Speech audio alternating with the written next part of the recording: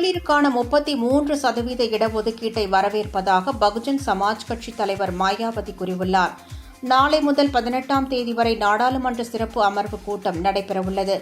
2029ஆம் ஆண்டு முதல் நாடாளுமன்ற மற்றும் சட்டப்பேரவைகளில் 33% மகளிர் இடஒதுக்கீட்டை அமல்படுத்தவும், மகளிருக்கு 273 இடங்களை ஒதுக்கும் வகையில் மொத்த மக்களவை தொகுதிகளின் எண்ணிக்கையை 816ஆக உயர்த்துவதற்குமான மசோதாவை கொண்டுவரும் பொருட்டு இந்த சிறப்பு கூட்டம் நடைபெறவுள்ளது.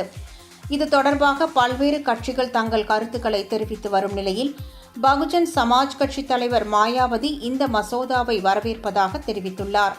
குறுகிய சாதிய மனப்பான்மையால் காங்கிரஸ் அரசு அந்த மசோதாவை ஏற்க மறுத்ததாகவும், பின்னர் அதனை சிறு சிறு பகுதிகளாக பிரித்து நிறைவேற்றியதாகவும் கூறினார்.